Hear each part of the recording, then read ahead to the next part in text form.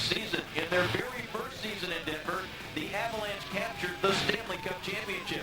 4 more regular season and playoff years have come and gone, and while the Avalanche have remained one of the NHL's elite teams, they had not been back to the Stanley Cup Finals since that championship season. But that changed in this playoff year as the Avalanche have returned to the National Hockey League's Showcase Series. Welcome once again inside the Pepsi Center in Denver, Colorado. This is Game 2 of the 2001 Stanley Cup Finals as the Avalanche, up 1-0, play host to the defending Stanley Cup champion, New Jersey Devils.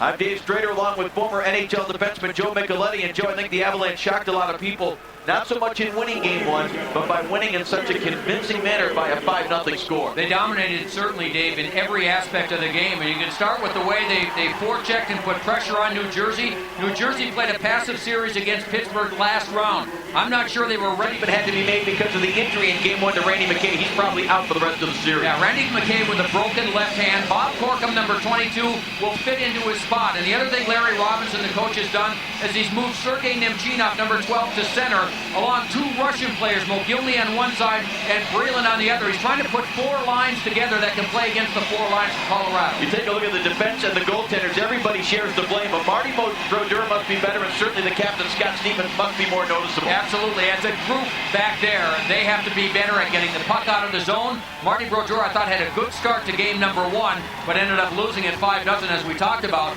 But as a group of defensemen, they did not handle the forecheck very well. They didn't move the puck very well. The top line for the New Jersey Devils is centered by that man, Jason Arnott, and that line was challenged by Larry Robinson after the Game 1 loss. Well, they should have been challenged because his line was not noticeable offensively in that game.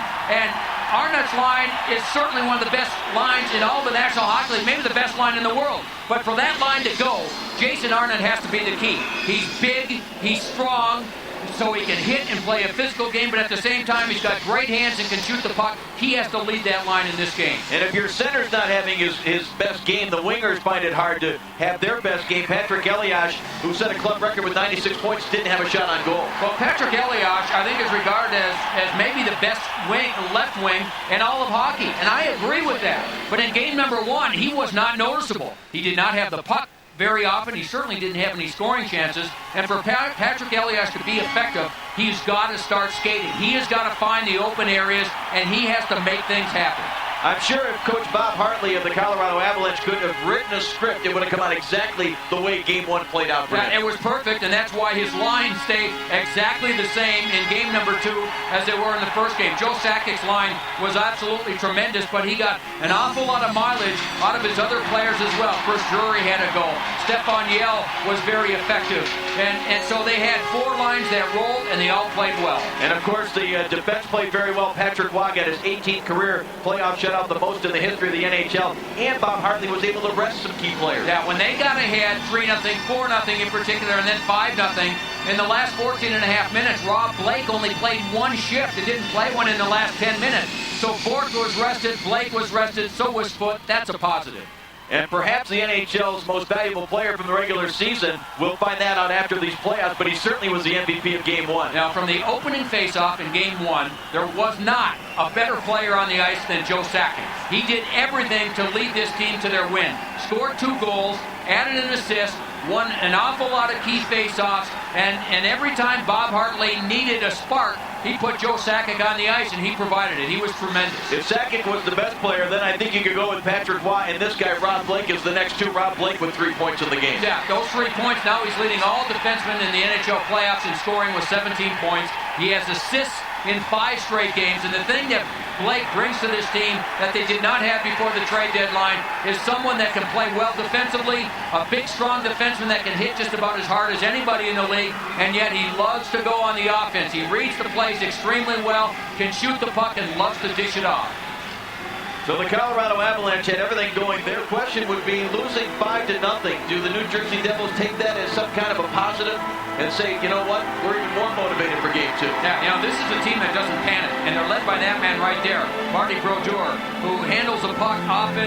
He said he was pressured quite a bit in game number 1, because again of Colorado's quickness, but he handles the puck better than anyone. And Marty Brodeur is someone that shakes off those types of games in a hurry, so I think he'll be fine. Well, he'll have to shake it off because we know about the guy at the other end. He just seems to be absolutely, as you said, on top of his game, playing as well as he has at any point in his career. Yeah, and he always deflects his own play by talking about his teammates and all the things they're doing well. And he's right, his teammates obviously have played well. But there have been times during this playoff.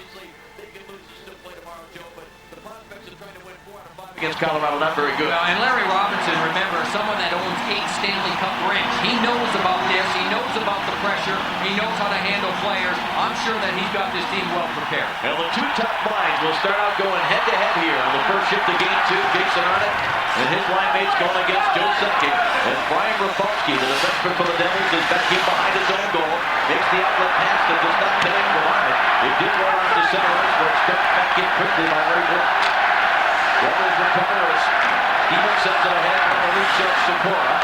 And now Milan Hayden. Checked along the boards by Arnott. And Stevens now to center ice. Elias could not get it by Adam Foote. Now it's recovered by Elias again, and he'll send it deep into the Avalanche zone as both teams will make their first changes. And Dave, New Jersey started out pretty conservative. I think they just want to make sure that Colorado doesn't get skated. Bobby O'Leary got on the ice and immediately went right at Ray Bourque and put a hit on number 77. DeVries now at center ice will carry for the Avalanche into the New Jersey zone. He's taken off the puck step by Yell, colliding there with Holy. Holy looking for some help perhaps from the defenseman Niedermeyer. Niedermeyer has it now, makes the outlets that skipped over the stick of Bob Corcoran. And this is going to be an icing call on the touch-up here by John Flynn. In the first goal of the game, he also moved Chris Drury around a little bit. So I thought he did an excellent job using his personnel and getting the kind of effort that he got out of his team. Well, we had heard for the last couple of days that Larry Robinson would be making some changes. Of course, he had to make the one because of the injury to McKay. He's shot by Flynn. Oh, collision with Brodeur. And there's not going to be any call here as Brodeur looks for the referee, Bill McCreary.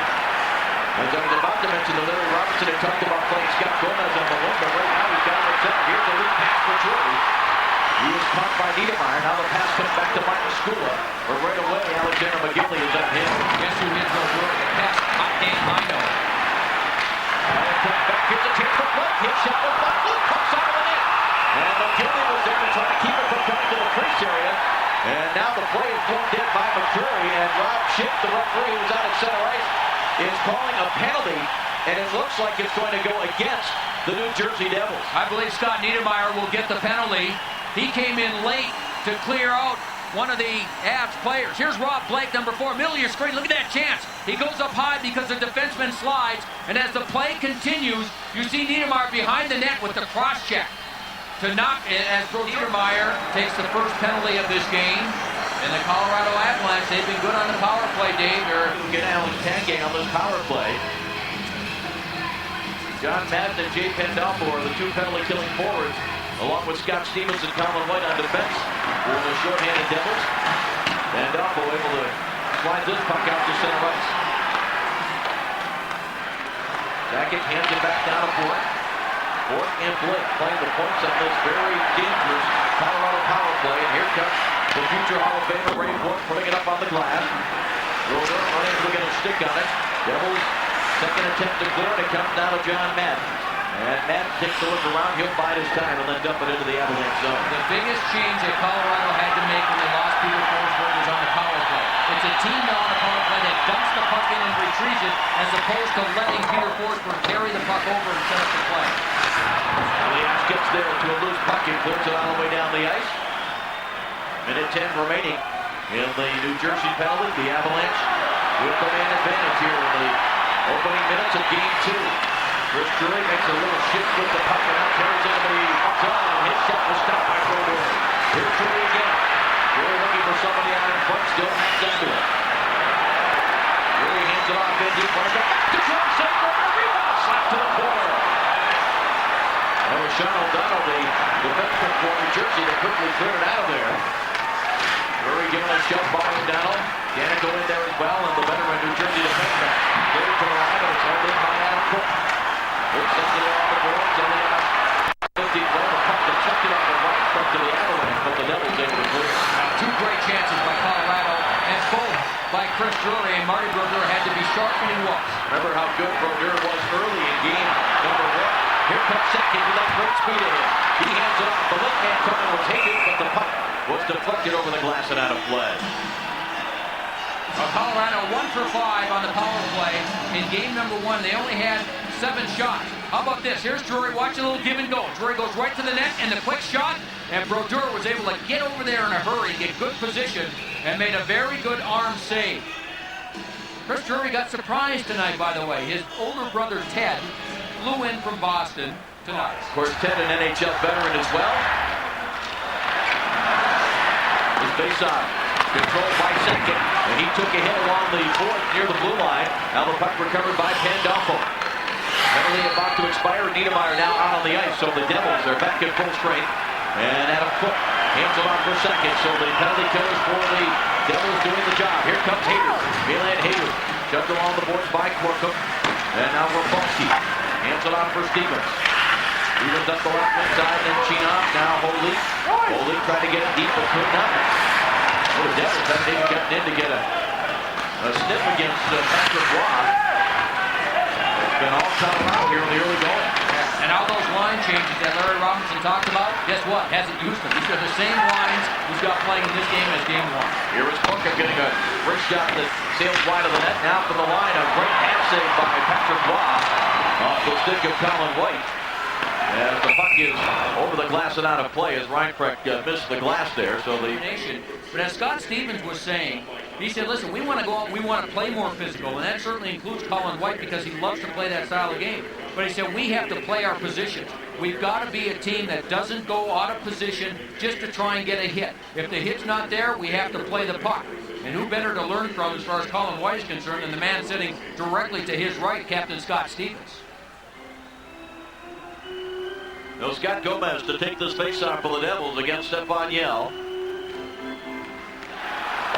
Yell controls the draw. Colorado did a good job, especially in the first 2 periods of game 1, winning the face-off. Eric Messier for the Avalanche able to clear. Devils look to go back on the attack. One shot from deep was right up in the face of Sergei Brylin before he could even think about making a play. Then Brylin comes back and dips Cody from behind. And there's going to be a penalty here. A great example of the lack of discipline. And the Devils are going to argue that that may have been embellished, but there's no reason for Sergei Brylin to even make contact in that situation. Great point. That's a bad penalty. Here comes the first hit. This is a great hit from Podine. Podine just takes Brylin out of there, staples him against the boards, and then Brylin didn't like it. Got back up and came back at Podine. And whether Podine embellished it somewhat or not, it was a bad decision by Brylin. And remember, we talked about this veteran team, doing the right thing. There's the initial hit again. Now watch as they get back up. Podine comes down. He's at the red line. One hit, and now he'll get hit by Brylin as Brylin came in from behind for the hit. So the face-off in the New Jersey zone. Second power play for the Avalanche, and we haven't even played 5 minutes here in the first period. Puck is knocked away, and John Madden able to clear it down the ice.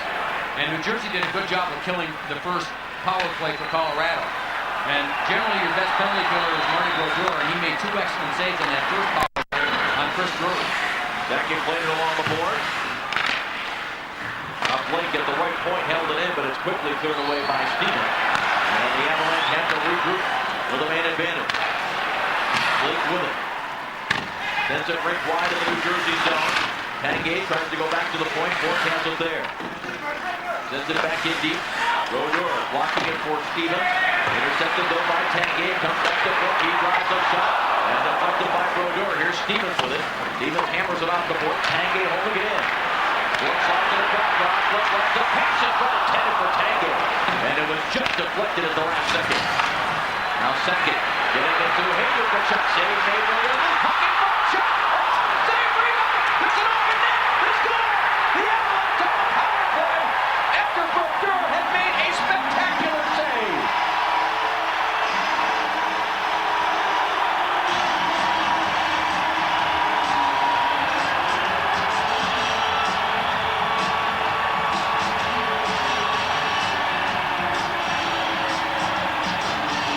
Guess who, folks?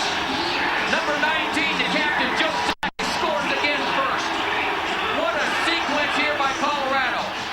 shot by Hayduk. A great save right there by Brodeur. Now watch this one go off the crossbar, and then Joe Sakic from the other side knocks it in. Rob Blanken moved up. There's the first good save. Now watch his glove save. Beautiful to keep it out of the net. Hayduk again off the crossbar, and Joe Sakic says, fine, I'll take advantage of the open net. Puts it in. Power play goal for Colorado. Joe Sakic leads all goal scorers in the playoffs with number 12. And wouldn't you know that a bad penalty, those are the hardest ones to kill. And the Avalanche take advantage. It'll be interesting to see how much ice time Sergei Freeland gets the rest of this first period from Larry Robinson. The Devils coming right back with some pressure. O'Donnell able to hold it in. First goal has been so important in these playoffs for both of these teams. Here's Jason Arnott with it now. Arnott sends it back to the line. O'Donnell's shot does not get through. Arnott sends it back in deep. Here is Sikora. A little drop pass through the legs. Yell was there, back at the line, and Rafalski could not hold it in. It was dumped back into the Colorado zone. The play was offside. 1-0 in favor of the Avs. You're watching the 2001 Stanley Cup Finals.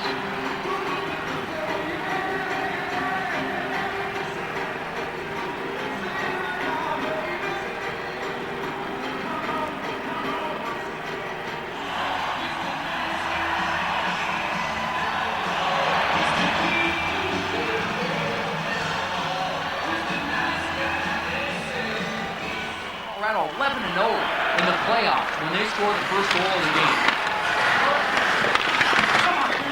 See how the New Jersey Devils respond. They still have just one shot on goal compared to 6 for the Avalanche. And the one shot nothing dangerous for Patrick Roy. Big hit by Hinote on Danico. Now here's Nemchina. Hinote is in on him again. Now it comes to Bob Porka. Outlets it to Holy. Holy plays it off the boards. Nemchina for some speed going after, trying to dump it in front. Wow! It started to go out each other, but he hangs on. Now, this is something that we talked about in the open, Dave, where New Jersey wants to dump the puck in and go after it. They do that, and they're able to gain the zone with speed, and then Patrick Roy had to be alert. Watch the left side of your screen.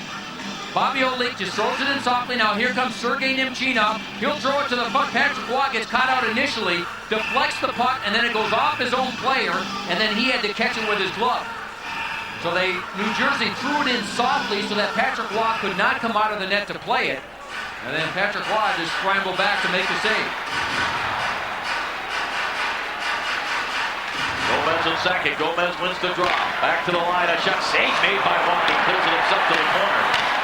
Now up the boards, deflected by Tanguay, and taken out center ice. Tanguay hands it again. Now it's Tanguay. Here we go. Sends it across. Well, the Sakic that was open there for a moment. John O'Donnell lost his stick up the ice. And he tried to throw a couple of body checks and do something out there. McGillney gets it in deep. Alexander McGillney. 11 games now without a goal. And Bob Hartley gets the Sakic line out against the Gomez line in this game. Here is Greenland, so he does come back out there for Larry Robinson after taking the bad penalty. Rafalski slides it across. Steven winds up from the side. That one's blocked. Greenland trying to get to the loose puck. Sends it to the corner. Flip. Tipped in by Gomez. The puck off the board. Stevens battling there. Greenland as well. The puck is cleared by the Avalanche. Now it comes back to McGillney. McGillney trying to beat 3 different Colorado players, and that's not going to happen. And the Avalanche able to clear Dinkman off the board. And it's slapped away. It's a delayed offside call. They'll let it go as long as the Avalanche come out with it. Dave, that last chance for New Jersey, a perfect example of what Colorado has done throughout the playoffs. Even a player like Hayduk, a highly skilled player, gives up his body to slide and block the shot. Niedermeyer quickly to Pandolfo. He hands it off now. Here is Madden. John Madden into the zone. Tries to give it back to Pandolfo with block. Following the play, Danico. Got it back in deep. Pandolfo behind Patrick Roy. Pandolfo looking for somebody in front. Goes instead out to Danico. Redirected shot just right across the wall.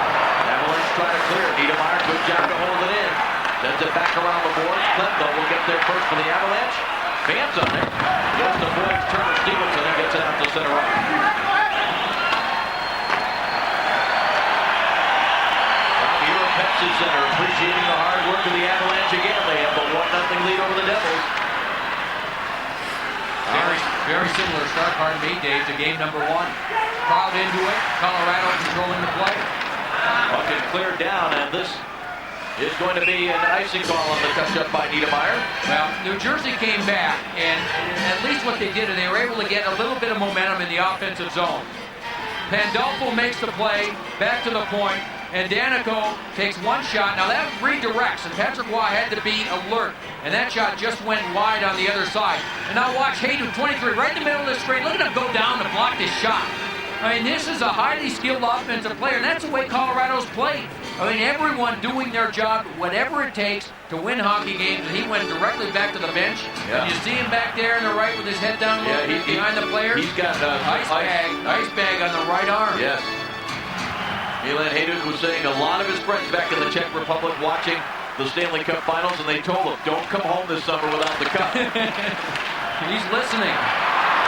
In a second, with his great speed right now, Dan Heinold out there as Hajduk is going to take at least one shift off with that ice on his arm.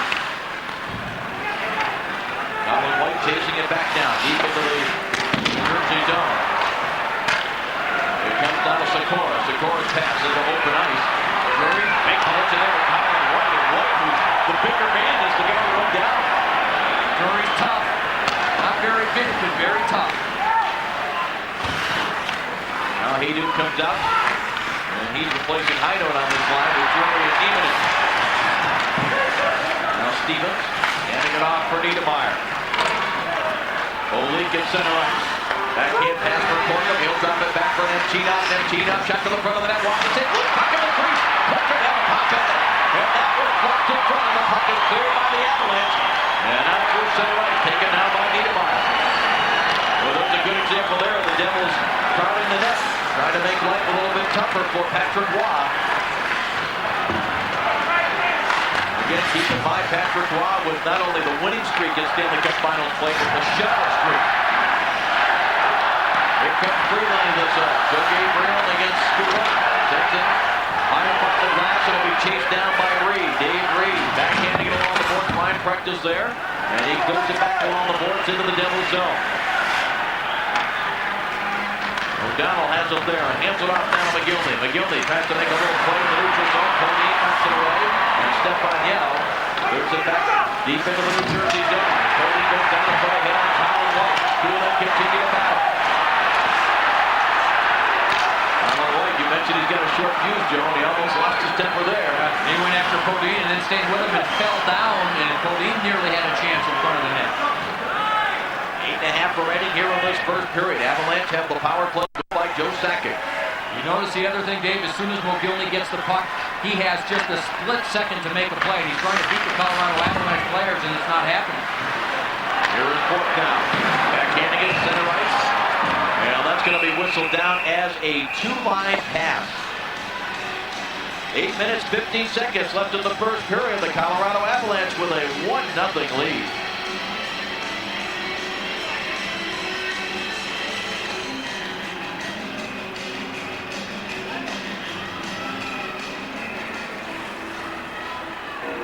Toughness, here he comes. This is off the bench. Colin White is big. And look who goes down. Colin White.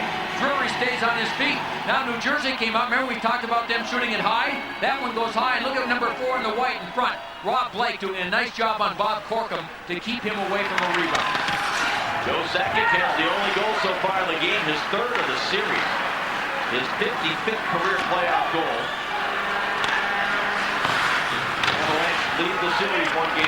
This is game 2. And Clint got a stick out, recovered by Colin White of the Devils, but the Avalanche get it right back.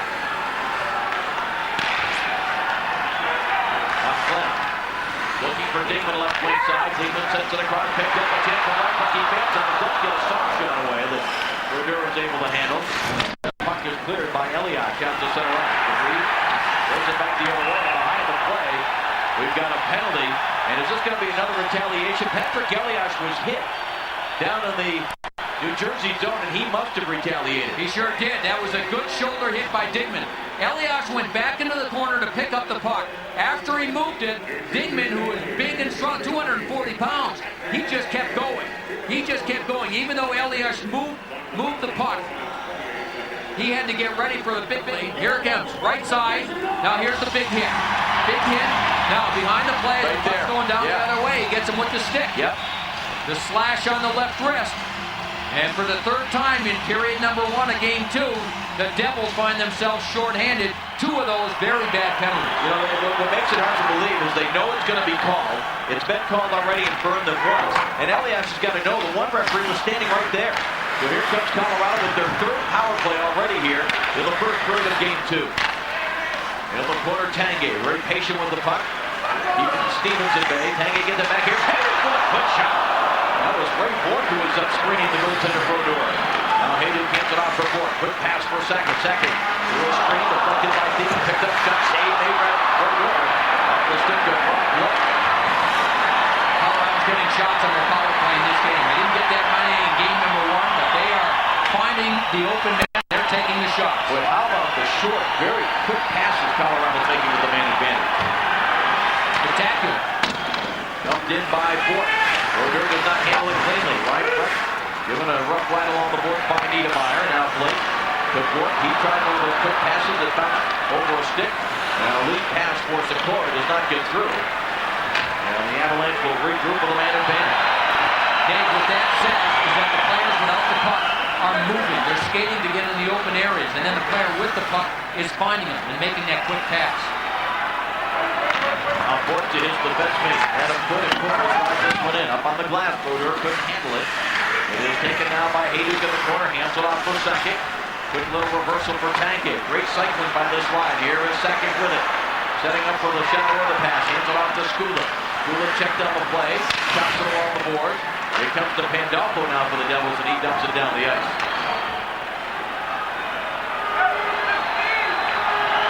Just 4 shots on goal for the Devils here so far in this first period. Skula flies it around behind Brodeur. Rafalski deflects it. And it's out to center ice. Here comes Corkum. With a broken one, takes it. He's got it! Bob Corkum! Just as the penalty to Elias had expired, the New Jersey Devils finally get a goal against that man, Patrick Roy. And it's Bob Corkum who's in the lineup because of the injury to McKay. Now they dump the puck in. It goes all the way around the boards. Left side of your screen is 52 Adam Foote, the defenseman. He collides with the linesman and can't keep the puck in. That allows Corkum to come down on the breakaway. Corkum has a very quick wrist shot, and he uses it there through the legs of Patrick Roy. But that collision at the blue line between Foote and the linesman is what allowed this breakaway goal shorthanded by Colorado, and they tie the game at 1. Huge goal, and that has quieted this crowd here at the Pepsi Center in Denver. 14:29, the time of the goal. So actually, Joe, by 1 second, it is not shorthanded. It will be an even strength goal, but Elias hadn't even come out of the box yet. So for all intents and purposes, the turnover and everything else of the scoring chance happened on that Colorado power play. Sikora getting the only assist. Well, Patrick Roy will fall just short of the longest consecutive streak of shutout hockey in Stanley Cup Finals history. Bob Corkum has finally got the Devils on the board. You're watching the Stanley Cup Finals.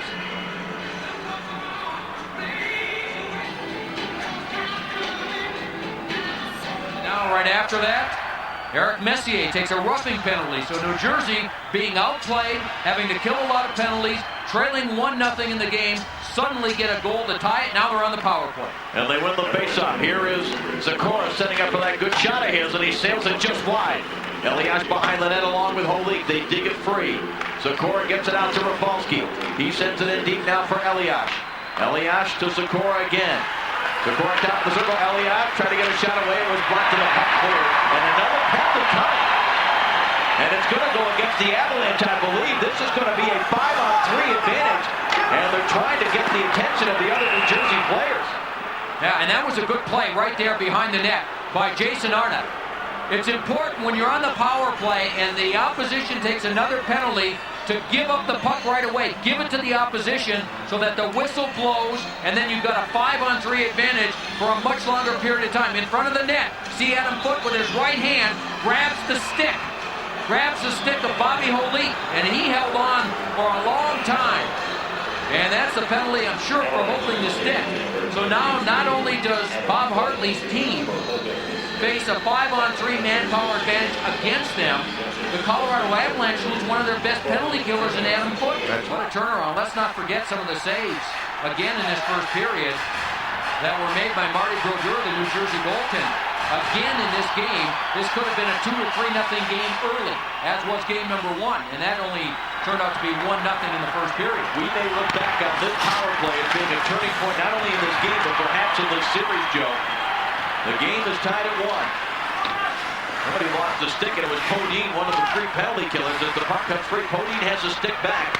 Devils controlling now as it comes to Rafalski. Straight away. Picks it up, winds up, dishes it off. Sakura drives, great save. Here's on the ice. He couldn't get it in front. He comes on the arm of Patrick Roy. Boy trying to clear it. He got it over Jason Arnold all the way down the ice. Patrick Roy says when he's playing well, he gets over there in position to stop that shot, and he did there. Here's Sakura, good speed, hands it off to Rafalski. Quick first shot, he tried to go high on the stick side and just sailed it over the crossbar. Holik hands it off to Sakura. Sakura gets it to Rafalski. One time around the way, that was blocked by Clark. Perhaps Jason Arnold telegraphed that one too much. Avalanche played around the boards, and it gets by Rafalski. Well, the Devils were not very quick to try to get to that puck when it was in behind Patrick Roy. With a 2-man advantage, they should be able to win that battle for the puck. Here comes Scott Gomez. Gomez into the zone, hands it off. McGillney's pass was blocked by Yell. Now the puck gloved down, and it's still along the boards. It comes down to McGillney. Alexander McGillney looking out in front. He controls, just 4 seconds left on the 2-man advantage. Straight away, Scott Stevens. Stevens to Niedermeyer. He hands it off to McGillney. Centering pass is blocked. McGillney again. It's loose right at the top of the net. Jammed it. And we have a whistle. And Bill McCoy, the referee, taking a look. But apparently that puck did not cross the line. But oh, it was close. And you know, New Jersey looked almost a little bit confused on this 5-on-3 because Colorado's forwards, or the 3 penalty killers, are all playing back towards the net. And the last play, McGillney just throws it in front. Patrick Roy was coming off the post, didn't know where he was, deep by the left post, and then able to get his skate over there before Stevenson can get in and try and jam it in. Now, the best save of the sequence was on a shot by Sakura. He's on the right side of your screen. Here comes the shot. Look at Patrick Roy. He is over there. He's ready. He's in perfect position. Makes the first save, and then made the second save as well with his left arm. So with Colorado playing their penalty killers back, the defensemen for New Jersey were hesitant to take the shot. 24 seconds still remaining in the Adam Foote penalty. Face-off control by Gomez. Scott Stevens drives a high shot. It was deflected wide. Gomez hands it off to McGillney. McGillney back to Gomez. Scott Gomez passes out in front. Stevens couldn't control the puck. And it's back to Levi second. Here comes the Avalanche short-handed. But Niedermeyer knocked it away. Stevens hands it off down to Turner Stevenson. He's got Gomez with him. Gomez the one-timer, and he fired it wide. And Foote getting set to come out of the box. It comes to Niedermeyer. His shot on the way. Block. Rebound. Score! Turner Stevenson! What a shot! And again, just as the penalty expired, it will not be a power play goal, but it couldn't be any more important for the New Jersey Devils. Well, New Jersey that time was quick on the puck. And Niedermeyer took the shot. It was just a wrist shot high. And as we've seen often, especially in the last 5 or 6 minutes, in front of the net, the puck will get knocked down. Watch a shot from the point. It gets knocked down, and Stevenson just gets the rebound on the backhand, and it goes off the crossbar and in. Stevenson is 24. 24 and White stopped the puck. And Patrick Roy was then not in perfect position because the puck deflected. Here it comes again. See Patrick Roy over on the other side. And Stevenson, who is big and strong, gets to the loose puck, puts it off the crossbar and in. So in a turn of events here in the first period, New Jersey leads it 2-1. Colin White hands it off down to Sean O'Donnell, who overskates us to the Devils. For the first time, obviously, in this series, when they didn't score a goal in game 1, had the lead. And we know how tough the Devils can be when they have the lead. Heino plays it around the boards. Madden is going to get there for the Devils. John Madden sends it back in deep. Hidalgo going after Heino. Heino clears it up the boards, and it bounces back inside the New Jersey end. And it's taken there by O'Donnell. Just over 2 minutes left in this first period. The 2 goals, Joe, by the Devils have been scored by players who did not have a goal in these playoffs coming into this game. And when the New Jersey Devils have the likes of Arnott, Sakura, and Elliott struggling, Scott Gomez, Alexander McGillney, how important is it for role players like Corkum and Stevenson to come up with big goals? Yeah, well, Larry Robinson was talking about having to use and get all four lines going. That's been the strength of this New Jersey team all season long, because from top line to fourth line, I don't think there's a team in the league that can compete with that. And he said we have got to get all four lines going. So even though they took some penalties in the early part of this first period, they've been able to come back in the second half of the first period and get more of a flow to their game. And you're right, to have those role players score big goals to give them the lead in this first period, that's huge for New Jersey. Here comes Elias down, goes to the outside on Boyd. Elias a little more jump in his step. Trying to set where to go to the board. Elias picks it up, hit the side of the net. Now Arnott gets to it, hands it off for Elias. His shot blocked by foot. The Devils, much more urgency in the game, Joe. Doing a better job of forechecking as well, Dave. Sikora battling against Bork. Bork gets a stick on it, and it's cleared out to center ice. Got Stevens for Jason Arnott. Now here's Sikora with it. He turns, backhands it ahead, looking for Niedermeyer, who has it. Niedermeyer surrounded by Avalanche players. Still staying after the puck, so is Jason Arnott. Now it's cleared by Yo, but not out. Nemchinov, a shot, glove save by Waugh, and he will hang on. Now Nemchinov with the shot. And again, New Jersey, you mentioned the urgency. All right, they're getting in on the puck quicker on the forecheck. See the puck going deep? Now watch the red sweaters get over there. And they're not giving the Colorado defenseman much time. And look at the defenseman. That's Niedermeyer that was moved in. Nemchinov covered. Niedermeyer and McGillney drew the assist. As Rafalski winds up, drives a shot that was blocked down. The puck did not come out. Picked up by Holy. Hands it off from top of the line, is covered up by Patrick Waugh.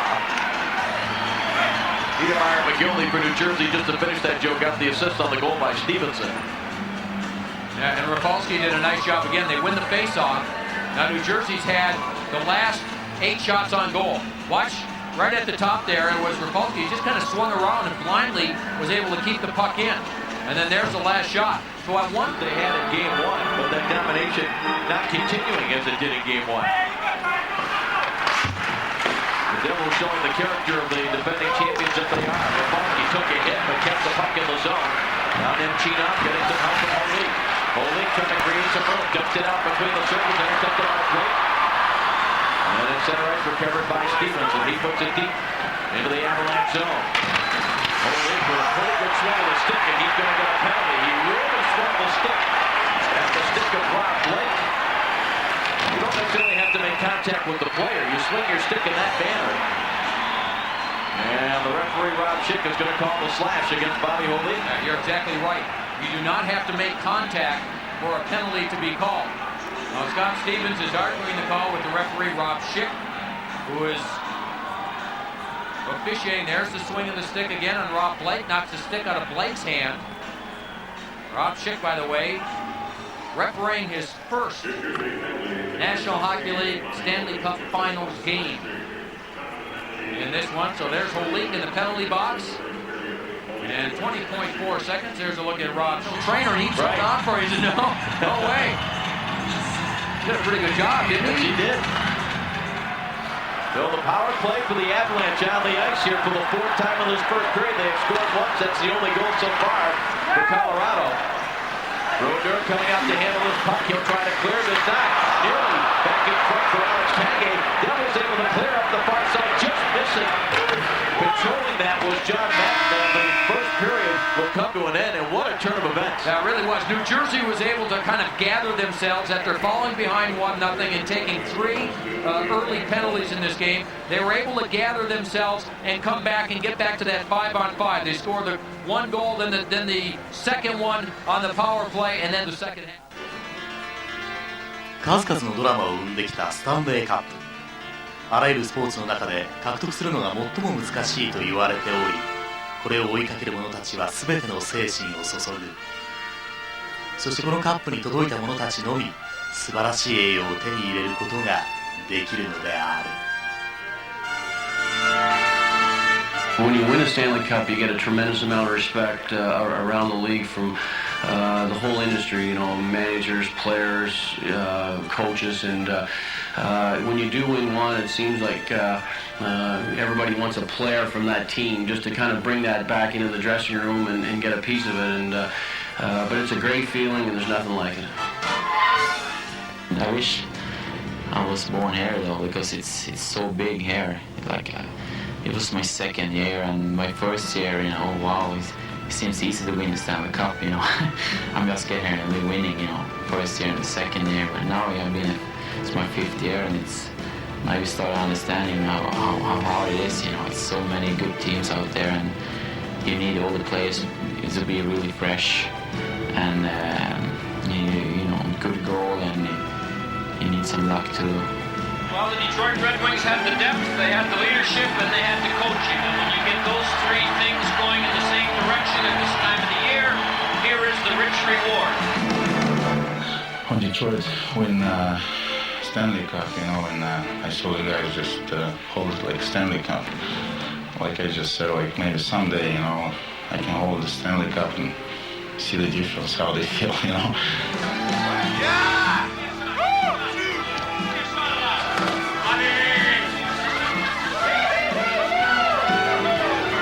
It's nice. It's never hated. Yeah! It was just an awesome feeling to win the cup and be part of such a big thing. Being in hockey and knowing the tradition and knowing kind of great players that won it, and a few great players that never got the chance to win it, and how hard it is and how tough it is to win it. Of course, I'm happy to win it one day, but hopefully it's not, I can win it more times. But I know how hard it is, and the big goal is to win the cup. Be the last game and win the last game that's a feeling I don't think you can beat. Players doing something they dreamt of. We all feel it's the hardest championship to win, and I think that's why there's so few teams do win it. But believe me, all the bumps and the hitting and the pains and the bruises that you go through for those 2 months, when you finally win it, believe me, it's all worth it. And there's no better feeling, and I just love to win it one more time.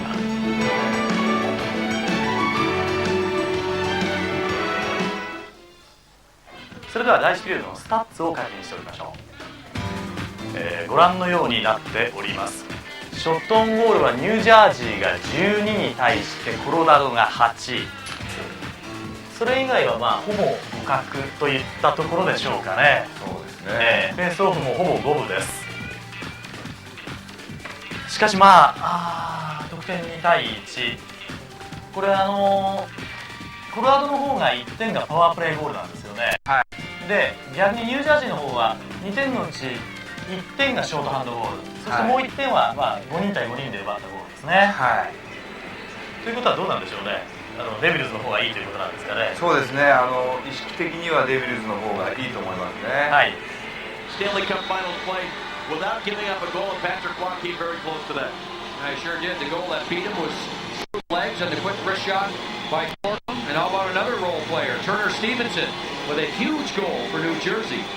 And that's one of the other things New Jersey wanted to do in this game, get players going to the net, looking for rebounds. They didn't get many rebounds in game number 1. And Turner Stevenson is difficult to defend against because of his size, and he was able to put a backhand off the crossbar and in. And there is Bobby O'Leary, who took the penalty with just 21 seconds left in period number 1. So, minute 39 still remaining in the holding penalty, and the Avalanche on the power play. And they get it deep into the New Jersey zone. Penn got a stick out, was able to clear. Now Penn knocks away. And Patrick Roy very alertly read the play and saw that Matt was going to get there and came out and knocked it out of harm's way. Now that puck was bouncing on Ray Bourque, and he just simply could not control it at the offensive blue line. And then Bourque actually did a pretty good job of slowing Madden down, and Patrick Roy anticipated the breakaway. Puck is driven behind Brodeur. Again, the Avalanche doing a pretty good job of keeping the puck away from Marty Brodeur, but the Devils here are able to clear. And what's happening is the New Jersey Devils forwards are going straight to the boards, anticipating the puck coming that way. Brodeur able to slow that one down. Now Niedermeyer with some time able to get it to Stevens. He goes to Patrick Elliott. Elliott will take his time. Now plays it all the way back into the Colorado zone.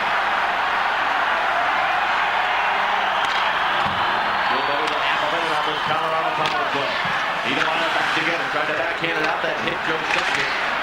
Recovered and cleared up the boards. Blake gets to it. Now it's knocked away by Net. And second effort, he got it out of the zone. Now here's Chris Drury. Billy Neiman could not control. And now Niedermeyer again. He just puts it up on the glass. Behind Patrick Roy. 10 seconds left in the home league penalty. Colin White sends it all the way down the ice. Patrick Roy sets it up there. And the Avalanche. Bruce center ice, holding with a big hit as he came out of the penalty box. And Eric Messier shot by Yellen to save by Brodeur. Now the puck recovered by Rafalski. Plays it off the boards. Took a hit. Rafalski did. And then Tinoff and Holik are checked right away. Then Tinoff gets loose. Makes a little deep. We're going to go to the corner with it. Now it's knocked away by Bodie. And we'll flip the crease. And Patrick Roy able to cover up. Now just one shot on goal for Colorado on that power play. And it was one meaningless, or kind of an easy shot that Brodeur didn't have much trouble with. And Patrick Roy makes the right decision there, which he normally does. Just jumped on the loose puck, held on for a whistle, lets his team regroup. And Bobby Holik, who started this period in the penalty box, comes out with a big hit right there. Kind of held up a little bit. Yeah, he knew. He knew that he was going to hit him from behind, so he did the smart thing and held up. The physical presence he brings to this Devils team. One of the hardest players to play against, and that is certainly an attribute you want at this time of year. McGill's quick shot. Sails just wide as Blake plays it on the boards. And back out of center ice, and now back into the New Jersey zone with Bosky. Now McGillney trying to make a play on the puck, could not. You get the sense, Joe, that now that New Jersey has adjusted a little bit, we have the two best teams in the league that are both starting to bring their level up. And we may see finally some stretches of play where both of these teams are on top of their game. Rafalski with a shot, that sails wide of Patrick Roy. O'Donnell sends it back in deep. Rob Blake is there, getting some help. And back comes Neiman now for the Avalanche, and he looks up to get it deep. Dave, I agree with you. New Jersey now looks like the confident team that we've seen through most of this season. Now that they have the lead, they feel pretty good about the way they're playing. Gomez puts it deep into the Colorado zone as the Devils look to make a change. Here comes Milan Hayduk with it. Gives it off the Fort. Fort don't pressured right away by Elliott. Fort plays it off the board. Stevens stepping up on Sakic. Now it's recovered by Sikora. The two top lines are out there head to head. Here's Elias with it. Trying to hand it off to Heinen, and it's knocked away by Fort. And back comes Sakic. Sakic is checked there by Stevens. He saw him coming, Joe Sakic did, but Stevens did the job to slow him down. Stevens has been close to him most of the night, hasn't he? Sakic has not found as much room in the open ice that he had in game number 1. Dave Reed sends it in wide of Brodeur. Icing has been touched by Stevens, and he does. And it will be an icing call. Now, Scott Stevens was asked all kinds of questions. You see what he did just going by the bench there? Kind of stuck out his right arm. I think somebody said something to him. Now he's going back over towards that end and gets over the boards. But he was asked an awful lot of questions about his play in game number 1. He was -3 in the game in the plus-minus category. And people were wondering how come he didn't have any hits in the game. And he simply said it was one of those games. And he's been determined here in this game tonight, as have the rest of his teammates. You know, the other area that I think New Jersey's been much better in this game, Dave. The Colorado zone. Chris Drury wins the draw. DeVries, though, shoved to the board by Pandolfo. Now back, sends it back in deep. There's Stevenson out there. This fourth line provided New Jersey with a go-ahead goal in that first period. Now here's Stevenson in the corner. She was a centering pass to Pandolfo. Was just checked on the play by Reed. That would have been a great scoring chance. And back up the other one out from Reinfeld. One-on-one against Shannon down. Reinfeld saw pass the front. Here's the chance for Clem, but the shot was blocked. And Pandolfo hands it off for Stevenson. He'll get it deep into the Colorado zone. New Jersey looking to make some changes. Here comes out the plate. Hands it off for Niedermeyer. Niedermeyer knew he was going to get hit. Made the play to Nemchina. Center right for Corba. Hands it off. Holy fires the shot. Right hand saved by Patrick Roy. Nemchina again. Trying to find some room. It comes down to Corba. Corba pass to the front of the net was blocked. Here's Nemchina with it one more time. Chino from the corner. Lango on the board, sends it back in deep behind Waugh. He settles it down there for Rob Blake. Intercepted by Niedermeyer. He anticipated one power. Oh, Bruin had a chance coming off the bench. And you can hear it bring off the pipe. Go trying to clear and the puck out of play. Well, Scott Niedermeyer has been much more effective in this game. We've seen him on numerous occasions. Makes the play, and then it might have been deflected on the way in. Again, the forecheck I mentioned, you got a player like Niedermeyer with all his offensive skill and the great skater that he is. He's using it in this game. Billy Neiman plays it back into the Devils zone. Colin White has it there. Intercepted by Drury. Drury up high in the front of that. He tried to stuff it short side, and Brodeur just held his ground. The puck out of play. Well, Scott Stevens just made a great defensive play. Colin White, who was on the ice with Stevens as his partner for the time being, gave up the puck. Colin White, number 5, right side. You're watch him give it up. Now Stevens, who's in the middle of the ice, has to come back and handle the 2-on-1. Watch the stick. The stick goes right to where the pass was going to be. And Stevens says that's the one thing Larry Robinson, their head coach, has always told them. Keep your stick, especially if you're a defenseman, keep your stick on the ice. Because he had his stick in the way, he's able to eliminate the second man making the pass. Here's a chance off the face side on a save by Brodeur. And second, David Gattangi are back out there for Bob Hartley. Gomez backhands it across center ice. And right away, looks like Larry Robinson's going to make a change. Bob Hartley again trying to get the second line out against the Gomez line. And right away, when Robinson has a chance, he makes the shift. Here's second, avoids the hit. But couldn't finish the play as it's cleared back out to center ice. Blake sends it back in deep. And the play whistled offside. We've played 6 minutes here in the second period, and the pace of play is picking up and remains Devils 2 and the Avalanche 1.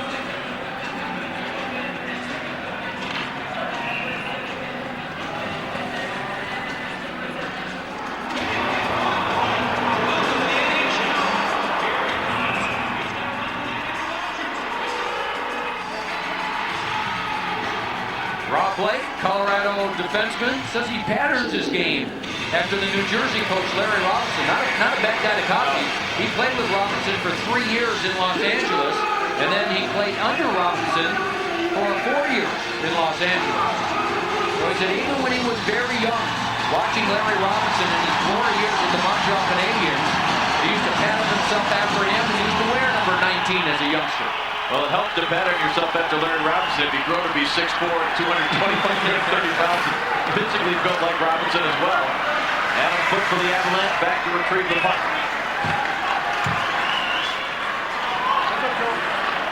Adam Foote sends it across now for Fort. Fort pressured back as, again, the Devils now with that lead. Trying to take away all the passing lanes and slow down that great speed that the Avalanche were able to utilize in Game 1. Elliott sends it back in deep, and Patrick Waugh out of the net. Sends it along the boards. Tanguay is there. Zakora runs into him. Now Scott Stevens with it. Elliott deflects it ahead. Didn't get it in deep. Milan Hayduk now recovering for the Avalanche. A dangerous player in open ice. Hayduk eliminated though on the west there by Rafalski. Now it comes to Elliott's left wing side. Lead pass for Holy. Somehow he knocks it down. Gets for Cowley and the save by Waugh. Great play by Holy. Now, Rafalski made the defensive play in his own zone on Hayduk, and that led to the quick puck movement by New Jersey and the chance by Holy. Here's Holy with it. Sets it across the book for on the play. Looks down pass, and that's the slipped it wide of net. Holy took a hard hit. Right track now. His pass intercepted. Chino could just miss Borkham with the outlet. Rafalski back to get it. Here's the pass for Niedermeyer. Niedermeyer hands it off. Here's Holik with some ice to work with. Hands it on the right wing side. Borkham shot to the net, saved by Waugh. Then Chino picks it up along the board. Then Chino centering pass, and the Avalanche are there. Running front, steps it back the other way. Sends it in deep along the boards behind Brodeur. That's steeped by a couple of players, but all the way back into the Colorado zone. Patrick Waugh nearly mishandled the puck. It is taken now by Gomez for McGillney. Checked on the play. McGillney backhands it in deep. Waugh shovels it along. High note. He comes back to the line. Colin White for the Devils. His shot well wide of Patrick Block. John O'Donnell holding it in. Now here's Gomez. Centering pass. And Drury is there for the Avalanche able to clear. It should be icing, and it will be on the touch-up by White. Dave, we talked last game about Holy. They had to be alert. There it is. Great hand-eye. Now look at the quick shot. He just turned his body without even moving the puck and let the quick shot go. And again, Slava Fetisov, one of the assistant coaches for the New Jersey Devils, has spent an awful lot of time with Bobby Holy working on that exact thing, getting it off quickly. Almost looked like a lacrosse player the way he received that pass, was able to knock it down and control it. Then you're right, got away with a quick shot. Gives you an idea of the talent that Bobby Holik has. We know about how big, strong, and tough he is, but got some pretty good talent to go along with that as well. John Cody trying to clear for the Avalanche. On his first effort, could not. Now John Madden, number 11 for the Devils, sticks it back into the corner. Clint for the Avalanche, moves it along the board, but Madden chases it down. Now it comes to Turner Stevenson of the Devils. Pandolfo has it. Pandolfo rolling it back for John O'Donnell. He kicks it free for Stevenson. Behind the net for Madden. There's Debris trying to tie up Madden. They continue the battle all the way to the corner. Now it comes to Clem around the board. Colin White starts to pitch in on Sean Codine. Holding it along the board. Stevenson gets there again. And a penalty coming. Debris is going to get called, I believe, for interference. Dave, you know what? This is something that we did not see out of New Jersey in game number 1. I mean, that's an entire shift by the fourth line of New Jersey that just kept the puck in. Their defenseman, Colin White on one side, Sean O'Donnell on the other, just kept on forechecking. I mean, Colorado just simply can't clear the puck, and eventually Debris takes the... But then, also against the Devils player, Madden, for unsportsmanlike conduct, I assume, for taking the dive and embellishing it. Oh, it looked like Colorado was just worn out. So Madden, I guess he tried to draw the penalty the way the referee saw it. I believe it was Rob Schick that made the call. Yes. And so no power play for New Jersey, and we'll play 4-on-4. Jersey is Brian Rafalski. Here's Elias, trying to push it in now for Sikora. Sikora, Elias, Rafalski, and Stevens, the 4 skaters. For Larry Robinson, Bob Hartley counters with Joe Sakic, Milan Hayduk. Adam Foote and Ray Moore. Stevens lobs it ahead, that bounced off of Elias. Here's Rafalski with it. Puts it across now for Sikora. Sikora fights off Sakic's kick. Hands it off now for Stevens. Stevens back to the front of the net with a pass. Here's side by Watt. One hands it off now. Sakic to Adam Foote. Now it comes to Hayduk. Hayduk slides it across. Foote for the drop. That was flat high up on the left. Bounce right back out in front of the New Jersey goal momentarily. So the Devils regain control. Stevens and Rafalski remain out there. The pass now comes to Corkum. Corkum and then Chino. Quick wrist shot by Corkum save. And Skula able to clear. And Larry Robinson started with his 2 offensive forwards. Now he's gone into a defensive mode with Corkum and then Chino out on this 4-on-4. Blake being pursued by Nemchinov, and Blake starts it back the other way with a long stride. Hands it off to Chris Drury. Drury pushes it along for Blake. Blake getting it in deep. Now it's centered, but Nemchinov was there. And the Devils look to come back on the counter. Drury nearly with a steal, but it bounced off of him right to Gomez. Now Gomez between the circles. His first shot was blocked by Skula. And the Avalanche again with control. 25 seconds left in the 4-on-4 situation. Skula pulls up and now rolls it back deep. Hayduk gets in there. Jumps over his stick. Niedermeyer. Being pestered by Sakic and Hayduk. Niedermeyer sends it across and Scott Gomez has it now. Gomez and McGillney, the 2 forwards. For Larry Robinson. Niedermeyer's pass intended there for McGillney, but he couldn't get through. And both penalties have expired, and we're back to full strength. 2-1 Devils. All the goals come in the first period of this game 2. Just over 8.5 minutes remaining here in the second period. Eric Messier finds a little bit of room, takes it deep in the Devils zone, circles the net. Rafalski took his man down away from the puck. That was Stefan Yell. And now the puck cleared out through center ice.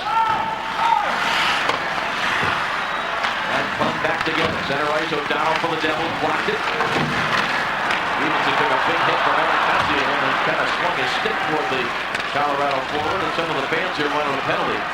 And Rafalski lifts it back deep into the Avalanche zone. Out to play it, but very calmly moves it to Glenn. Glenn rifles it off the glass, so that puck up into the Avalanche bench and out of play. It is 2-1 in favor of the Devils. You're watching the 2001 Stanley Cup Finals.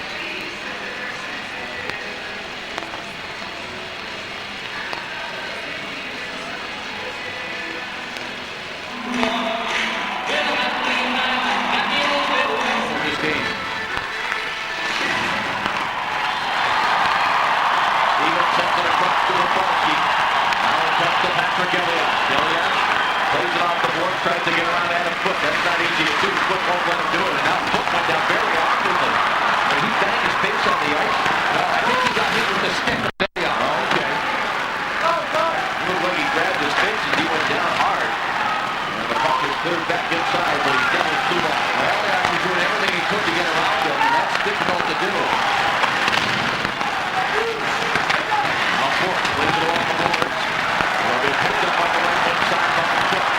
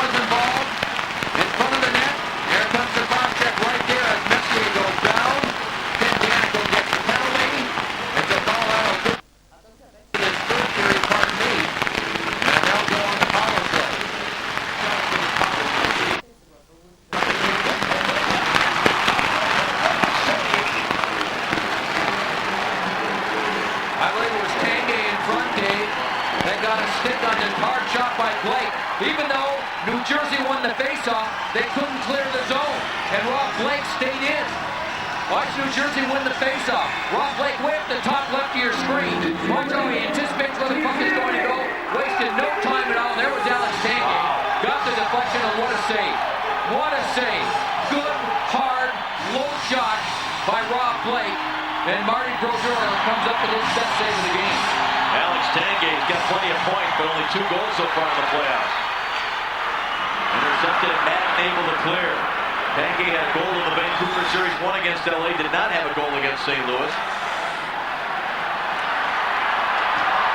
And it comes down to Joe Sakic.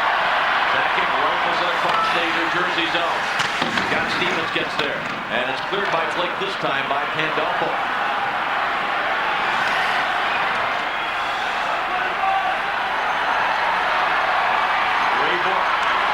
All the way, hands it off down for Drury. He puts it up on the glass, and the Avalanche were offside on the play. That's something you want to do with the man advantage. And New Jersey has done a better job since the early part of this game when Colorado had those early power plays. New Jersey knows that Joe Sakic and the Colorado power play, they're going to dump the puck in around the glass, and then they're going to try and win the battles on the boards. Well, what's happening is Scott Stevens is getting back in a hurry to move the puck out. The forwards killing penalties for New Jersey are getting to the boards, and they've won an awful lot of those battles along the boards in this game. Drury winning the draw. This is John Glenn back in his own blue line. He's out there for Bob Hartley on the power play along with Adam Foote. First Drury, Willie Nieminen, and Stephen Reinfeldt. Right up on the forward line. Crowd here at Pepsi Center picking up the noise level. Glenn out of his own zone. To the red line, puts it in. Brodeur comes out. That puck took a screen back. Brodeur plays it along for Niedermeyer. He tries to clear. Reinfeldt got a stick on it. Here's Flynn. Hands off down for Drury. Drury at the rim of the circle. Very patient holding on. Niedermeyer, good job staying with him. Drury digs it back finally to Clem. His first shot down in front. Loose puck. Niedermeyer. I think Niedermeyer actually tipped that puck back so that Brodeur can cover it. And boy, that's a lot of confidence between defense and a goaltender. And at that point, 5 feet in front of the goaltender, well, Niedermeyer had one man in front that he was trying to defend against. And Colorado, and a great job by Drury along the board. Drury's 37 in the white. And watch this little pass here, and then Clem just throws it at the net. And there you see Niedermeyer come back, and yeah, you're right, Dave. He just deflected it easily back towards Marty Brodeur so he could freeze it. And it was Nieminen that was being tied up in front by Colin White. I thought it was Niedermeyer, but it was White defending. So White gets a penalty. Nieminen also goes into the penalty box. And Colorado remains on the power play. 30 seconds remaining now to the minor penalty to Ken Danico.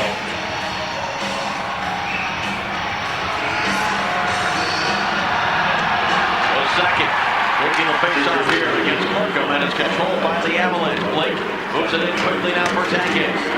Stevens steps into him. Stevens along the board. Elias tries to clear. Sakic. And a bouncing puck able to hold it in. Intercepted down by Markham. And Bob Markham wasting no time. Just sends it all the way down the ice. Danico getting set to come out of the boxes. Rayborn fires it along the board behind Brodeur. Big hit by Stevens. Here's Sakic with it now. He's checked on the play. Stevens gets back up to play. Tanguay with the intercept. Tanguay behind the net. Centering it up here for Sakic. He was checked on the play as Madden now clears it around and it gets by Blake. Just one shot on that Colorado power play. They are now 1 for 5. After that goal by Sakic started the scoring, and Colorado had yet another power play chance early in that first period. So 3 chances, they were 1 for 3, but it's been New Jersey that's answered. Well, New Jersey gave up 4 even-strength goals in the 5-game series against Pittsburgh. They gave up 4 even-strength goals in Game 1 in this series, and they're back to playing even strength like they played all season long. And a foot down for Colorado. Big pursuit by Gomez. Just like Yell deflected it ahead. It was blocked by Rafalski.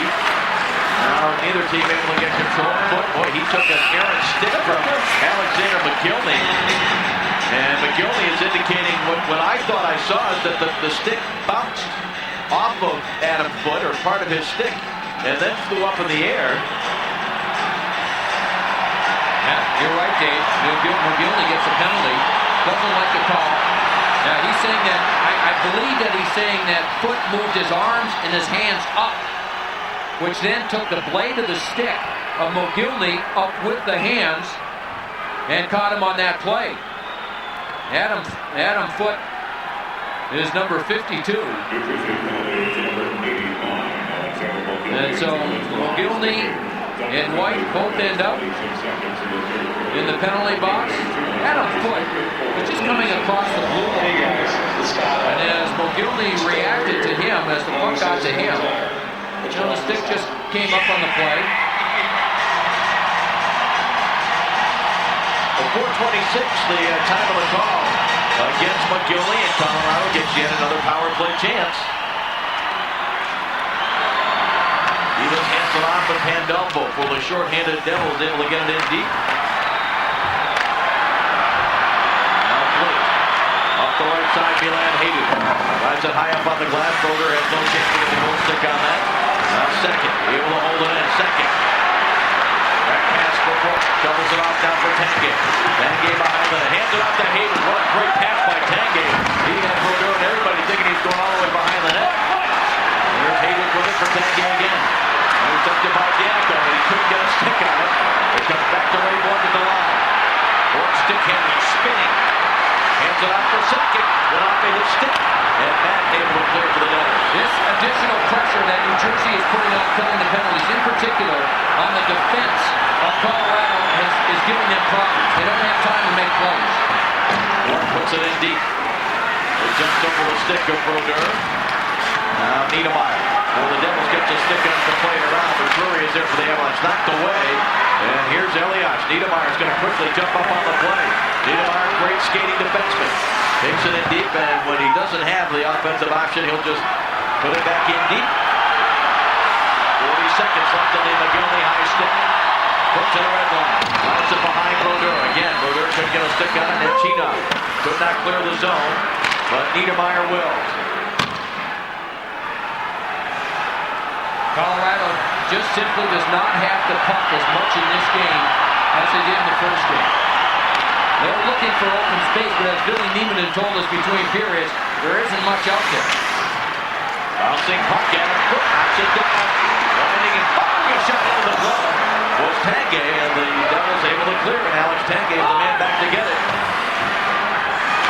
Tanguay checked by Pandolfo, look from Pandolfo, McGinley out of the box, a wrist shot stopped by Patrick Waz. Club takes Pandolfo down.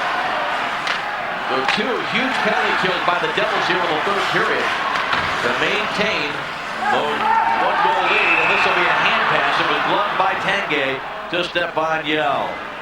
Great job by the short-handed Devils. It's still 2-1 here in the third period of Game 2.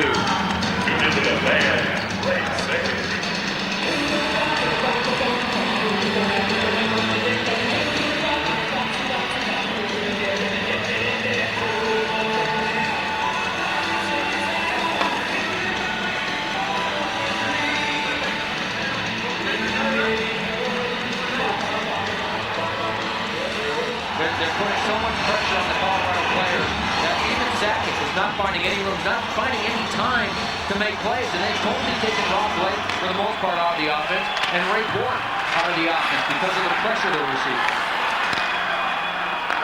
So back to 5 skaters aside, and the Devils maintaining a 2-1 lead. Dave Strader along with Joe Micheletti here in Denver. The Pepsi Center, home of the Avalanche. Game 2 of the 2001 Finals.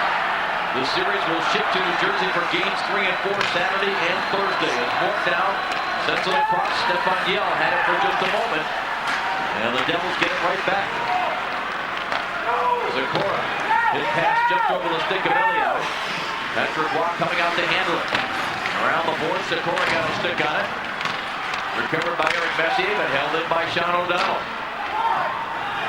And a foot back to get it. It's really developed, Joe, into the kind of game that New Jersey loves to play. There's a bouncing puck Brodeur had to be careful with. Not a lot of scoring chances, but that suits them fine, New Jersey, because they've got the 2-1 lead. New Jersey feels very comfortable in this game right now. 2-1 lead. Believe me, they are a comfortable team. They know how to protect this lead. Now Dave Reed with it for the Avalanche. Hands it off for Reinfrecht. Reinfrecht into the zone. Now DeVries again jumping off the play. I think he wanted to make a play across for a shot. He's just hooked on his left arm. And it's up to center right. Reinfrecht made a good play. Or it could have been a breakaway chance. Here's Gomez now. He sends it across from McGinley. Hooked away by DeVries. And I think that's something we'll see more of in this period. That if this game stays 2-1, look for those Colorado defensemen to keep taking more risk by going on the offense, which could lead to some 2-on-1 opportunities for New Jersey. Borka wanted to step up on that puck, but Martin Skula for the Avalanche beat him to it. Dumped it in deep. Stevens, right wing side, Porco. And body holding, gave it a clear. Glenn moves it now to Skula. 11:20 on the clock here in the third period. Lead pass second, get by Stevens. The shot save, baseline Brodeur. Not much different from the position where Sakic scored from in game number 1. Borkham drops it off, then Chino takes it deep. And Gina working along the end board. Gets it to the backhand. It was blocked in front. Never got through to Rob. That opportunity by Joe Sakic. It was the play by Martin Stuhl in the defense. He just put it up high enough so that Stevens couldn't get up. He tried to knock it down with a high stick and couldn't. And the puck got past him. Joe Sakic was flying. Here it is, left side of your screen. Here, look at the pass, way up in the air. Stevens reaches up with his stick, can't get it. Now Sakic's got speed, and that's the wrist shot that we haven't seen much of in this game because he hasn't had much room. And it's a good save. Brodeur well out of the net, cuts down the angle. Sakic beat him through the legs on almost an identical play in game number 1. Right. And that time Brodeur was there to make the save. Sakic, the offensive hero of game 1 with 2 goals and an assist, has the only goal tonight. But it's been much, much more difficult for Sakic and his teammates since that goal to get any kind of good chances of Martin Brodeur. Stevenson able to clear, but quickly Drury looking to turn it back. Hands it off right on foot. Both drives it along the board behind Brodeur. Picked up now by Billy Niemanen on the left wing side for the Avalanche. It's the look at it high note Danico. They go back at each other. Danico again. Around the board and Rob Blake. Picks it up in the neutral zone. Gives it now to Drury. Drury puts it deep into the Devils zone. Niedermeyer takes a look around to see what's coming. And Niedermeyer with a little bit of room to skate the puck, so he'll take it himself to center right. Hands it off now. And trying to go wide with Elias, but the play offside. You saw that last play by Niedermeyer when he can skate it up the ice. Patrick Elias has been better in this game. I think his whole line, Dave, has been better. And even though Colorado is trailing, they've given up 19 shots. So defensively, they've done another pretty good job against the Elias line with Arnott and Sikora. But without question, I think when you look at Elias and you're trying to analyze his game in game 2 versus game 1, the thing that sticks out is that he's skating along with the rest of his teammates. They're getting to the open areas. They're moving. They're being someone. He's someone on the ice that has to be paid attention to tonight. Whereas in game 1, he wasn't able to get going. Colorado yet to get an odd man rush in this game. I think each team only had 2 in the first game. So it's not something you expect to see a lot of the way these 2 teams play defensively. Well, out of the net, just settles it down there for Ray Bork. We've just passed the halfway mark of this 3rd period. Devils trying to even this series. And a game apiece. Colorado trying to grab a 2-0 lead as second. Tries to go wide on Stevens. Following up on the play is Milan Hajduk. Stevens knocks it away along the board, but Ray Bork is there to hold it in. Here is second with it. Nice soft pass right on foot. His shot save made by Brodeur. Sikora tries to clear on second effort. Jason Arnott will get it out to center ice. New Jersey Devils trying to make very, very quick line changes. They felt that they stayed on the ice a little too long in game number 1. Remember, this is thinner air here in Denver, in High City. They've been trying to concentrate on short shifts in this game. They've done that. They've looked fresh the entire 60 minutes. Here is Bork. Gets a man on the right side. Stevens with the back kick right through the crease. And back come the Devils. They can have a 3-on-2. Colorado making a defense change here. Holik with a wrist shot blocked by DeVries up high on the glass. Holik trying to stay with it. DeVries staying with Holik. Now Holik trying to hand it up, back to the line. Colin White skipping shot. And Patrick Waugh was in position there. John O'Donnell forced back by Damon. Now it comes to McGillney. McGillney hands it off for Scott Gomez. He'll put it in deep. Freeland up on the left wing side gets there. He is taken out of the play by Blake, but Gomez gets to the loose puck, makes a great move to the puck. Now sends it out to the right point for Danico. Danico's high shot. Blocked in front. Back comes Drury. Here come the Avalanche. 3-man attack. Drury checked on the play. Billy Niemanen trying to get it. Now moving up is Martin Skula. Gomez staying with him. And now Danico pressuring his man behind the net. And Gomez able to clear it up the right wing boards. And Turner Stevenson sends it all the way back into the ad zone. Well, Colorado throwing everything they can. Yeah. Trying to get everybody involved in the rush. And it's just difficult to get a good scoring chance. Big hit by Turner Stevenson on John Glenn.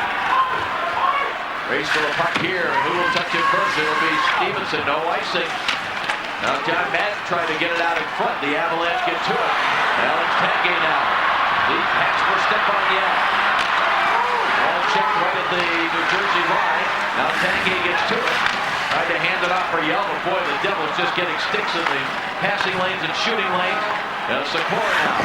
Backhands it in on Waugh. He'll glove it, and he hangs on. And John Madden thought for a moment there might be a loose puck. 7:04 left in the third. The New Jersey Devils looking like the defending champions, clinging to a 2-1 lead.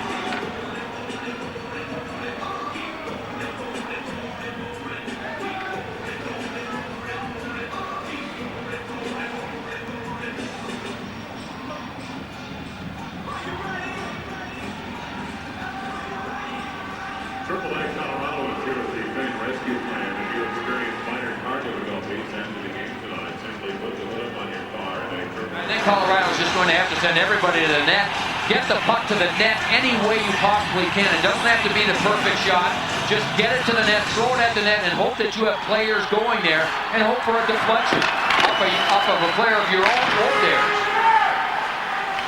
Jason Arnott out there against Sakic. The two top lines going head-to-head. The puck deep in the Colorado zone. Jason Arnott, one hand on the stick, gets it to Elliott. Really quick moves he makes on Bork, but Ray Bork stays right with him. Now Adam Foote trying to clear. Sikora got a stick on it. Eric Messier, though, able to get it. And it's back into the Colorado zone. And Messier now on the left wing with Sakic.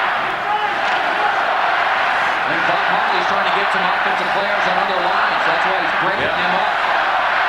Here comes Drury. Drury trying to get going with some speed. And there's just no room there. Stevens down. Defense zones up, trying to clear. And that jumped away from Rob Blake back inside the Colorado zone. For the first time in a long time, Dave, in the playoffs and watching Colorado, this is the one game where you really see the absence of Peter Forsberg, isn't it? Yeah, absolutely. Making a huge difference. Forsberg, one of those top players in the world that can play the two-way game, can play it tough, physically, loves to hit, and at the same time, I'm not sure there's a better player in the game at handling the puck and beating players with the puck, gaining the line, and creating scoring chances. Chris Drury trying to get something going for Colorado, and there's what you were talking about, Dave. There's not much room. Alex Rapolsky came over, took everything away. You saw another New Jersey player right there as well. So as soon as Colorado gets the puck and they look up, there seems to be... But I think you're right. In a game like this against a team like New Jersey, this is where they really miss everything that Peter Forsberg brings to the table. He thrives to these types of challenges. Thrives on these types of challenges, I should say. Now Martin Skula back to play it. Out to center ice. Taken there by Podine. Stefan Yell gets to it, but it's slapped away by Niedermeyer. Now Korkum. And that was a delayed offside, and they will whistle it down with 5:38 remaining here in the third period. The New Jersey Devils with a 2-1 lead in Game 2 of the Stanley Cup Finals. Check out this Avalanche feature, courtesy of Pepsi. Sing a song for the broken hearted. Saturday for the party.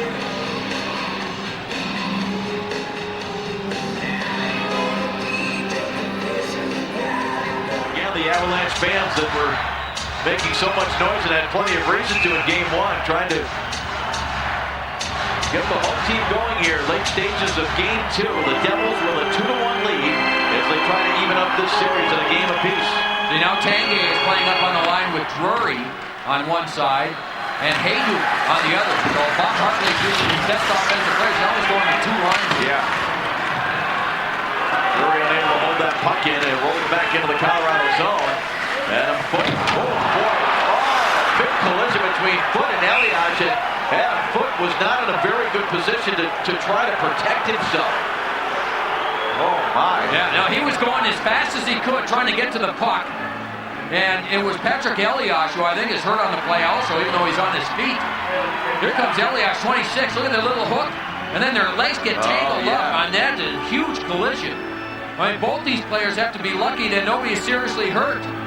I mean, not only did Foote hit the boards, but then he had the momentum of Elias coming behind him, almost sandwiched him. Look at that. Oh, what a tremendous hit. Oh, there goes Foot now, and being helped. And Bob Hartley thinks there should have been a call. Well, the left foot of Elias went between the feet of Adam Foote, and watching it at real speed, maybe Hartley feels that Elias kind of kicked the feet out from under Adam Foote. Yeah, I don't think that happened. I mean, I don't think that by any means was that an intentional takedown by Elias.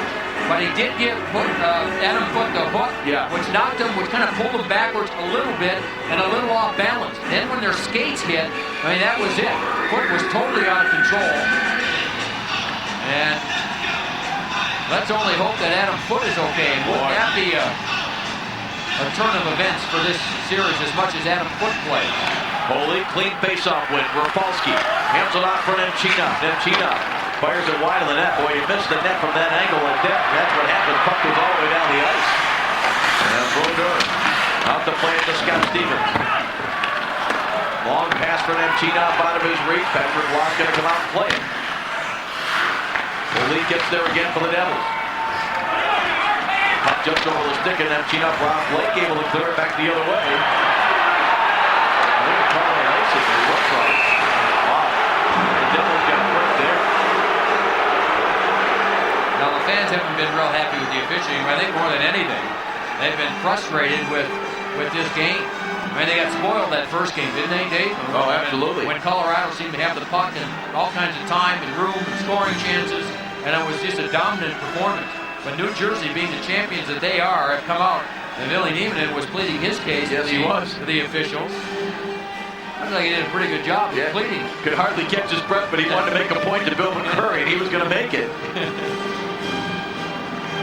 Billy Niemanen, when we were talking to him before the series started, I mean, he made a point talking about, I played 200 games in Hershey, and he knew the exact number, and he had paid his dues, and like he told us earlier tonight, you know, he wasn't sure 8 months ago that he would play in the NHL.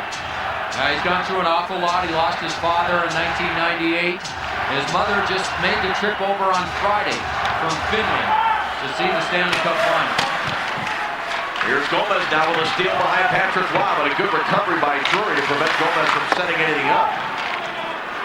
Now it comes to Alex Tanguay, jumped over his stick. Gomez gets to it again, Tanguay. Well, Bob Hartley going with this line of Drury, Hayduk, and Tanguay, the kid line that played together quite a bit last year.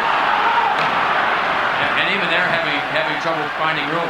Now New Jersey here will not forecheck because that player right there, Greg DeVries, is looking up the ice. They'll fall back and try and break something up in the neutral zone.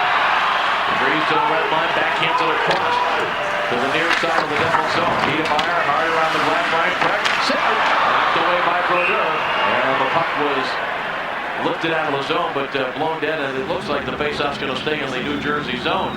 Even Ryan Precht, who had a goal in that 5-0 win, and well, the way the role players have come up big for the Devils tonight, maybe a guy like Ryan Precht needs to get another one here for the Colorado Avalanche to tie this game. Yeah, good point, Dave. And he hasn't played a lot in this third period. Remember, there's been about a 4 or 5 minute span here where it's been sacking Drury with those offensive players. So the third and fourth line players haven't played much. And now Ryan Precht, that was a very short shift. Very short shift. Assistant Hall of Famer Brian Trottier, you know, who are we going to put out there? And you're right, they're just rotating these offensive players in different combinations, just hoping that they strike the right chord and get the tying goal.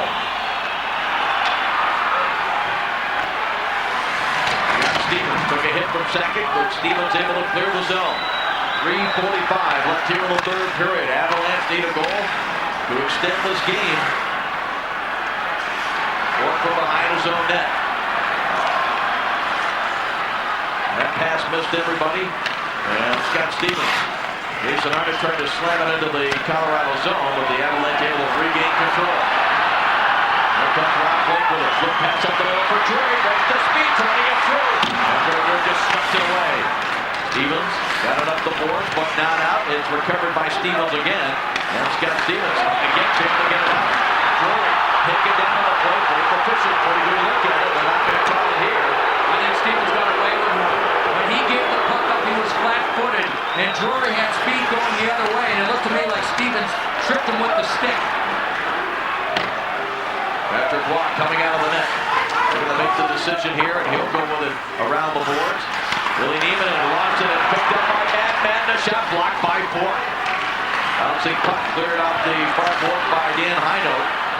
And now Ray Bork for the Avalanche tries to get it all the way deep and deflected deep into the Devil zone, and New Jersey looking to come out with it. They don't connect on the pass, but it rolls back into the Colorado end. And this will be icing on the touch-up by DeVries at just 2:25 on the clock here in the third period. Yeah, that's Ryan Precht on the ice now. Look at how heavy he's breathing. Here's the play right there. And Stevens, he didn't really slash him, but he got the stick, it looked like between the legs, and then let go. Here it is, left side, watch the stick. Through the legs. I mean, to me, that's a tripping call. Yeah. I think he got away with it. Stevens did the right thing by letting go of the stick. I mean, right away, you could see him react. He was looking. And they have taken the 2 days off to get refocused, and we've seen a much, much different New Jersey Devils team here in Game 2. Now Blake playing it ahead. Over the head of Panico. He gets back to play it. And Adam Foote is back out there. Boy, is that a good sign for the Avalanche that he's able to come back and play. As this bouncing puck goes back into the Colorado zone. And as Patrick Waugh, Joe, gives up this puck dangerously in front of his own net. Less than 2 minutes remaining now in the third period. We'll keep an eye on Patrick. And see when Bob Hartley may send him to the bench for the extra attacker. I'm not sure Adam Foote is feeling all that well, though. I watched him skate, Dave, and he didn't look real fluid on the ice. Here is Jason Arnott. DeVries giving chase. Arnott protecting the puck. Well, sliding in wide of the net. Still had the presence of mind to try to make a play. And now here's Haydu. Into the boards by Jason Arnott, and DeVries takes over. A minute and a half on the clock. And we'll keep an eye on Patrick Waugh now. Driven by Bork deep into the New Jersey zone. Billy Neiman gets his body on it. Patrick Waugh skating out away from his crease, but he's still in the net. And now the puck goes to the line. Not out. That puck stayed on the line. No, the linesman right there did spot that puck coming outside the zone. And the call is made. Well, the reason Patrick Waugh was waiting to leave the net and head to the bench, a couple of reasons. He wanted the clock to tick down a little bit more. Here's the last opportunity by Arnott, and that was Greg DeVries coming back on the play. And then the collision behind. Here it is again. And again, New Jersey expecting to get these kind of chances because the defensemen have to take risks for Colorado to try and score a goal. And DeVries was able to recover pretty well. Now, I believe we have a timeout. And the face-off now will come just outside the blue line of New Jersey, which means more than likely Patrick Waugh, I don't think will be pulled at this time, Dave, but I think he'll play well out of the net. And if Colorado should win the face-off, you would expect him to leave the ice. Patrick Waugh having a conversation. That's Adam Foote to his left. Ray Bork still on the bench. Larry Robinson, more than anything, explaining to his team what should happen if they do not win the faceoff. Now, the other thing that'll happen, if Colorado wins the faceoff, they'll dump this puck in hard around the glass or hard around the boards and try and keep it away from the goaltender, Marty Brodeur. So I'm sure Larry Robinson was instructing his forwards, let's make sure we get to the boards on both sides. That's where the puck is going to come to. And Bob Hartley was elected to lead Patrick Waugh, take him out and put him on the bench and have six players to try and get to the loose puck push. Joe Sakic, Chris Drury, Alex Tanguay, Milan Haydu, Rob Blake, and Ray Bork are the 6 players. And Bob Hartley goes with empty net to our right, and the Avalanche control. Blake puts it around the board behind Brodeur. Rafalski gets there. Now Stevens around the board. Pitching in with Blake. Sakic gets his stick out. Comes to Drury. He was set up on a shot, but he was just checked on the play. That was Turner Stevenson. Perhaps they made the good defensive play for the Devils. It comes down to Milan Haydu. Cans it out for a second. Quick shot with Funk. Haydu gets it back. Haydu along the board.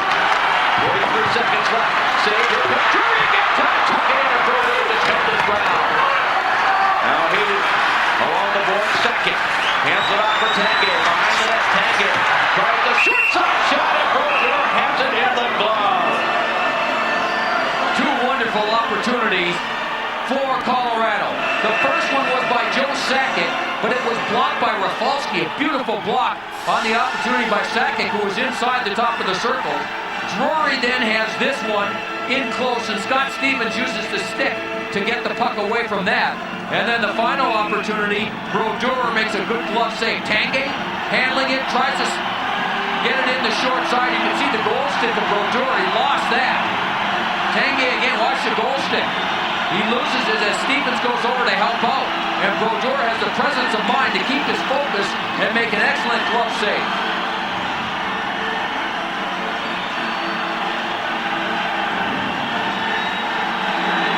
Face-off deep in the New Jersey zone. Bobby Olin will take the draw for the Devils. It'll be second for the Avalanche. Second will try to draw it straight back to Rob Blake. Face-off goal controlled by the Devils. Now it's tipped to the line. Blake able to hold it in, intercepted, puck cleared out to center ice. Tanguay, big tied up. Now here's Drury. Trying to go the other way.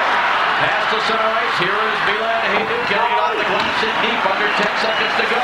Brodeur hard around the boards with it. Cleared outside the zone. And this series is going to be tied in a game apiece after the dominating performance, Joe, by Colorado in Game 1.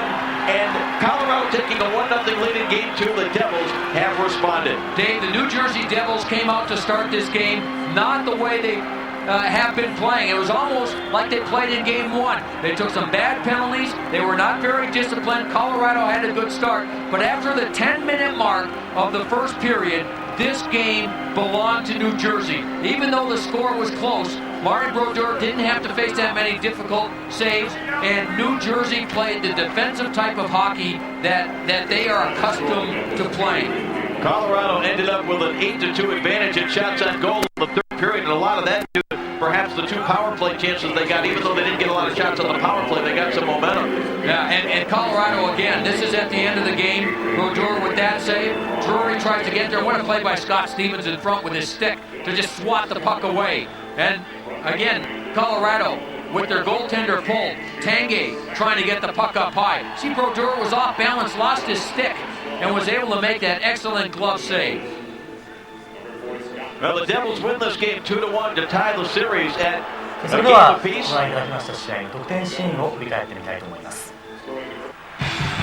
まず第1ピリオド5分58秒先制したのはコロラドジョー・サキックのゴールです。パワープレー攻め込んでのゴールでしたね。そうですね。サイドへ振って左右に揺さぶって最後はゴールの混戦を招いてシュートですね。はい。サキックのプレーオフ12ゴール目です。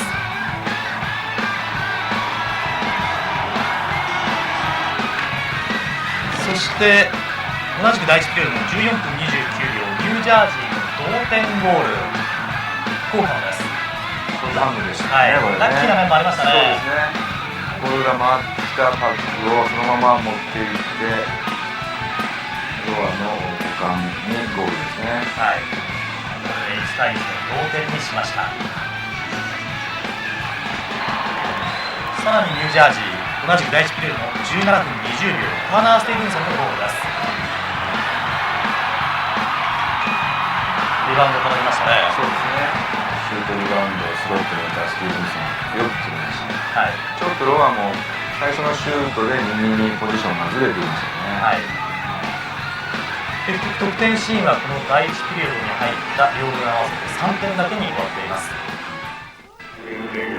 中野さん、結局決勝点が今のスティーブンソンのゴールということになったわけなんですけれども、コロラドサイドから見たときに5対3のトゥーマンアドバンテージをしのぎました。そしてその後の5対4もしのいで 5-5 になったところでそうです点を取られてしまったわけですね。瞬間だったので非常に悔やまれますけれども、逆にほっとしてこれでいけるって言った時によくああいう失点シーンというのが似て出くわすことがありますよね。得てしてありますよね。逆にニュージャージーとしてはその5対3で得点したいニュージャージーデビルズ。スペースを与えないプレーでアバランチを抑え、本来のフィジカルプレーも復活。さらにコーカン、スティーブンソンといった脇役選手たちの活躍で2対1と逆転勝利。シリーズを1勝1敗の五分とした。そしていよいよスタンレーカップファイナル第3戦が始まる。